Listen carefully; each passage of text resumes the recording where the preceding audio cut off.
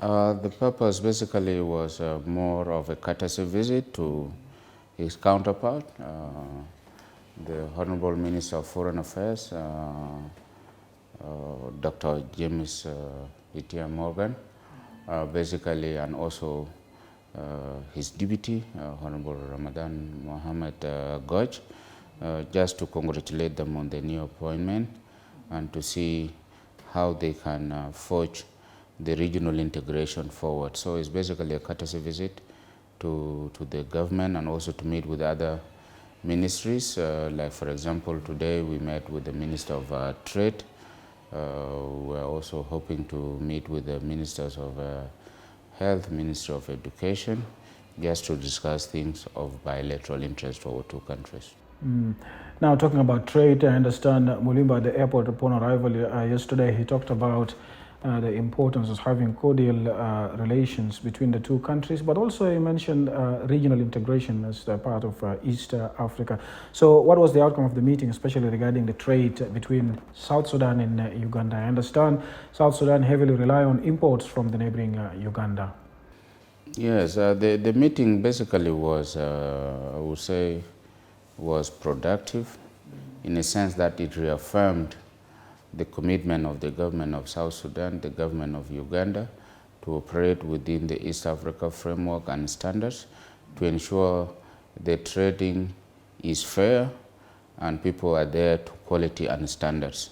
And during the meeting, it was reiterated for our Bureau of Standards. For example, if there are products coming out of Uganda, the Ugandan National Bureau of Standards has to do the quality testing and do certification so that when things cross here, we know these things have gone through the right procedures and they are fit for human consumption in one way or another. And of course, South Sudan as a country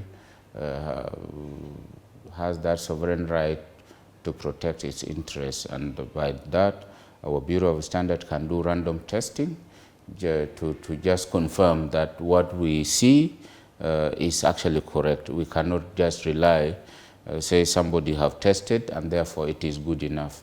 We also have that right to just do our own analysis. And on that, yes, and on that I understand there was an issue of aflatoxin and other challenges that was raised in South Sudan. But do you see any positive impact regarding that so far? Because you've talked about this before. Yes, I think you know, in every side of a situation, there is the good and the bad side of things. I think the bad side of things was what we faced between May to August, where these trucks were impounded, people didn't know what was to happen. But I think after that, people learned, and that's why we are talking of quality standards now. That's why we're calling for the Bureau of Standards across the region to ensure before goods exit their country, they have to do the certification. So, and there is more collaboration and cooperation now between our two institutions, which is a good thing out of that. And the trade is flowing normally. And of course, there will be those people who want to make shortcut. They will not follow the required procedures, but those will be treated as criminal and prosecuted as such.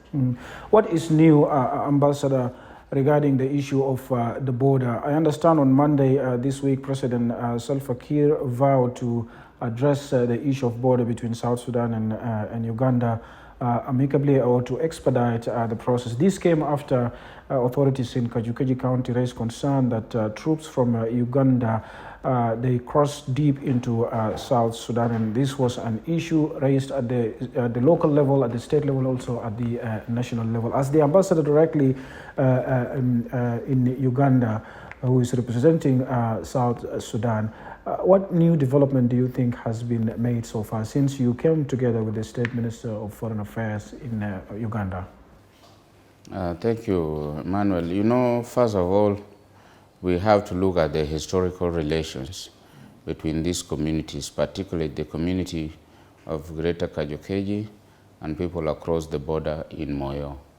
They lived for centuries side by side before we even had the borders. But what we're talking about today, the border issues, in the recent history, it started in 2005 when there was that first clash between the two communities, and then again in 2014, and then it kept on happening. What has changed, or what has been the position of the government of South Sudan has been that these border issues, we know where the border lies. For example, when people talk of the border between South Sudan and Uganda, we say Sudan as a country, before we got our independence, Sudan independence in 1956, Sudan got independence almost 6-7 years before Uganda got independence. So it was Sudan who had borders with the British protectorate of Uganda. Uganda didn't exist by that time. And it is very clear in all the maps. As Sudan got independence in 1956, 1st January 1956, it is those borders of Sudan back then that will still remain the borders of South Sudan today. So regardless of what happens, that's you say that's the compass, that's the pillar, that's where we'll go. So we believe this thing would be addressed, and through the border commission that we have here. And that border commission basically is working within the framework of Africa Union to ensure these border differences amongst members are addressed amicably.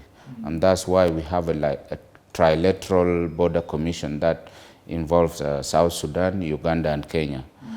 Because you find South Sudan have border issues, community have issues with each other, South Sudan, Uganda. You find Kenya, Uganda, you find Kenya, South Sudan. So it will be addressed in that framework. But in our case, there is that conversation already happening bilaterally between Uganda and South Sudan to ensure our local communities stay in peace, and then allow room for this border commission to take its work. So the work has started. It requires a heavy logistics to get experts to go get all the maps. People go down, do the demarcation. It will take a while, but the first thing is to ensure no communal violence along our borders. Yes, but the fear now from the communities, especially in Kajukeji, that the troops of UPDF troops are already in the territory of South Sudan, and it seems like they are not moving. It seems like they're going to stay there for longer based on what they're saying, what they're seeing on the ground from the troops. Do you think this will still continue to happen, or what remedy can be found, because it's creating fear in the local community members, among the communities there? I think there are ways that can be remedied. We've been seeing the interviews by local authorities on this situation, but I'm yet to see an official document where the commissioner has written to the governor and the governor raises that to say apart from, so it is a problem, but it's surmountable. It can be addressed because it is a matter of orders, and people, there is already behind the scene conversation happening. But what I'm also urging our leaders at the county, district level in case of Uganda is really to avoid giving alarming statements, because these are unnecessarily causing tension, and it makes the situation worse. There are channels that we can air our views, whether good or not good. We would be able to say that. But I've seen this also across the border in Uganda.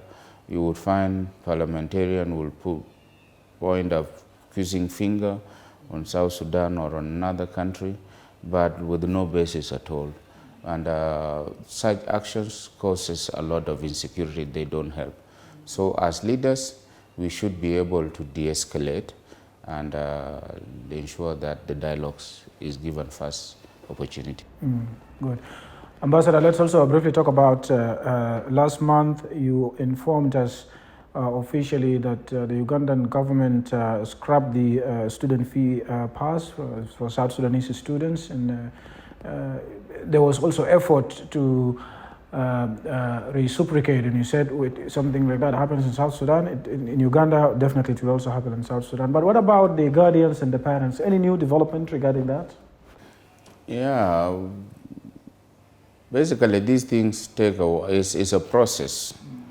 By that, even when we got the waiver of the pupil pass fee, it took a while. It started way back in March, and then in May I spoke about it during our 40th Armed Forces Day, and then on the Independence Day when you covered it, we spoke about it, and that's when it really picked up the efforts until we got the waiver. For the guardian to regularize their stay, basically we've made some progress. Now there is a draft MOU that is now sitting here in Juba for our Department of Migration review, and once they are happy, we hope to have a meeting between our two immigrations in Kampala, because the last one was done in Juba about a year or two ago. So now South Sudan is being invited, and if we are all happy with the text, probably by New Year we shall have something to look at. And when you talk about the draft MOU, which institutions from both countries drafted it? It's mainly, this is migration, the Department of Migration that's responsible, because they are the people who are responsible to control the borders with respect to issuance of visa, and also people like public service who are responsible for issuing work permit, etc. And when do we expect this meeting to happen in Uganda between the two institutions? Now we haven't confirmed yet, but we are hoping towards the end of the year, late November, beginning December. There was also a concern from South Sudanese students in Rwanda, since Ambassador, you're also in charge of Rwanda. Tell us what is really the problem. I understand last time you told me that you will send team on the ground really to assess or to see what was really the issue of the students complaining about a number of requirements from the universities and the authorities there, and it's making it difficult for them to enroll and to continue with their studies. What's the problem? Yes, thank you for that. Actually, I took the initiative to go with the team from the 18th to 24th of September. I had a team of about 4, the head of immigration, the educational attaché. We were able to go and meet with the student leaders. South Sudanese student leaders in various universities. We first said our first meetings, first day, we just took it with the different groups of South Sudanese students. And then the following day, we were able to go and have a meeting with the Directorate of Immigration, the Inspector General of Police, the Minister of Interior, basically the whole government. What I came to find out, or what the team found out, is basically there were two things. First, there were some junior officers who think South Sudanese are Sudanese. So when there were people going from Sudan after the conflict, they're crossing into Rwanda, and there they go and seek asylum. So that's when some officers thought these are, when they go, they say we are Sudanese. So that was one of contention. So we had to clear to them, you know, in 2011, there became a country called South Sudan.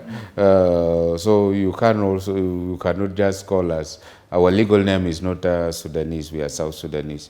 That was an issue. So they were giving some of these students difficulty just to make sure that they are not people going to seek asylum. Secondly, the information I got from the students and from the authorities. So you mean you met with the students? Yes, we met with South Sudanese students.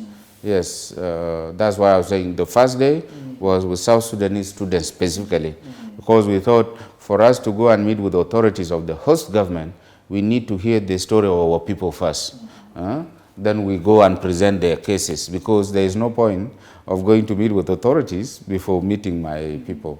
So what I got from our South Sudanese students was that some of their compatriots or their fellow colleagues went to Rwanda, others stayed for almost 2 years, and they were not in school. And the parents in South Sudan are sending money thinking their children are studying. And some of these people they even went out of the regional capitals into very remote areas. And basically they dropped out, others were moving with the wrong groups. So a few got involved in crimes, they were arrested and deported. So when that happened, that's when the authorities said, we have to be now vigilant because these people are coming here, they are not pursuing their studies, and their parents back in South Sudan, they think they are in school, and later on they go back empty-handed, no education, and they came back with a bad habit. Secondly, the host government is also afraid. After their conflict in 1994, they worked harder to improve their image so that Rwanda is a very peaceful place, people follow law. So they are also scared, like if these people are coming, they are not following our rules, we really need to do serious vetting so that the people we allow to come in are people who are coming for the purpose they do. So I asked, but why are you asking for bank account? Are you asking for rental agreement? All these things and school enrollment? They told me, look, for us as Rwanda, we have an open visa policy. Every person across Africa and across the world, you just decide, I'm going to Rwanda, pack your things, come. Visa on arrival. Visa on arrival. And the only way for us to know you are a genuine person is to throw different questions at you and see how you respond. If you are very genuine enough, we say come.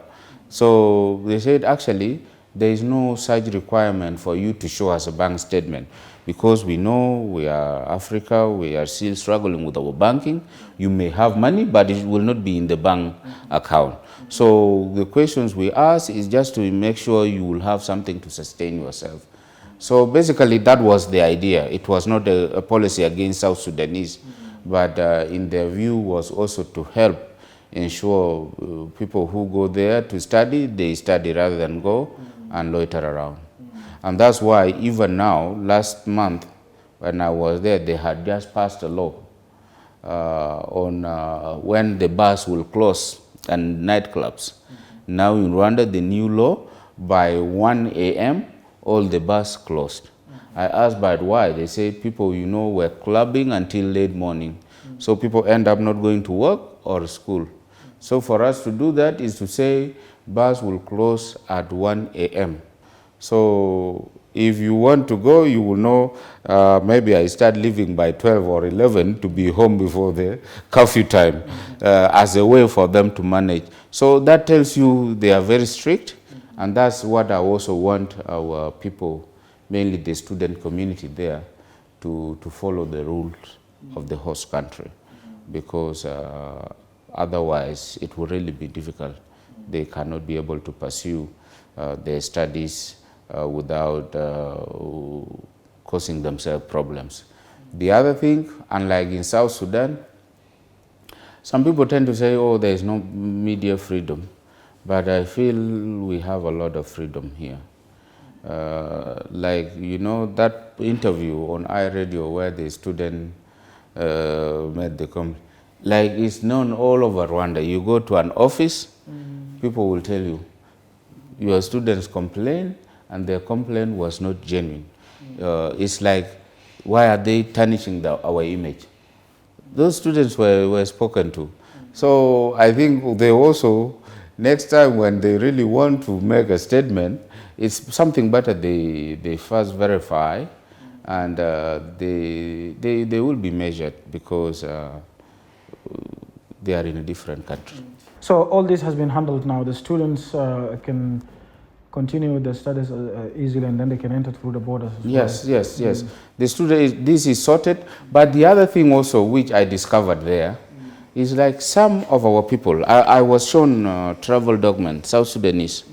They go by road to Nimule, get a travel document that I'm going to Uganda, and they use that travel document to enter Rwanda or another country, which is wrong. By law, it's an emergency document. You only get it when your passport is lost to go back home. But people think it's a document that can take them through different countries. That's one thing I also found there. I was shown a number of documents, and I also have a testimony.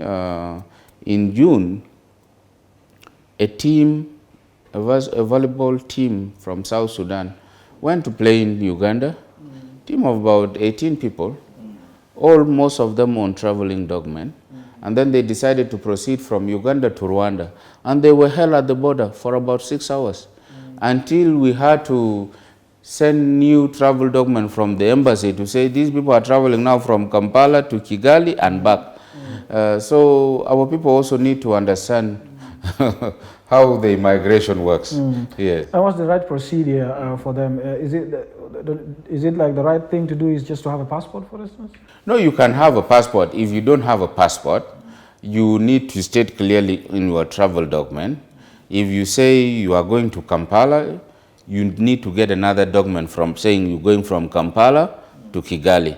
But you cannot use the one from Nimule saying you are going to Kampala to go to Kigali with it. So that's wrong. It is just because it's the same region, we understand our situation. That's why sometimes people are allowed to travel. But by law, it's illegal, it's not acceptable. We know it's difficult, people cannot get all the passports. So, but it's just people know, if you have emergency, you just go and get another travel document. We can issue. Right. Anything else you would like to add before we can wind up, Ambassador? I think what I just want to add again is basically, you know, South Sudan being a landlocked country and emerging from the history we've been going through the recent history of violence, I'm appealing to all the compatriots to join hands and really focus more on the nation building through supporting our children in schools. And for us who are out there looking after South Sudanese interests, we will be able to do our bit so that children who are in school are educated properly, because these are the people of the future. They are our future ambassadors, the teachers, and the people who will be the architect for the growth of this country. So would urge, you know, there are voices now talking of the election, not the election. I think it would be good to ensure that the country goes through that experience of an election, give a mandate to the person they would elect, so that we really chart our way for development. So I'm calling for each and everyone to have South Sudan at heart and say no to violence and yes to peace. All right. Thank you very much, Ambassador, for speaking to us. Thank you. I appreciate it. Good.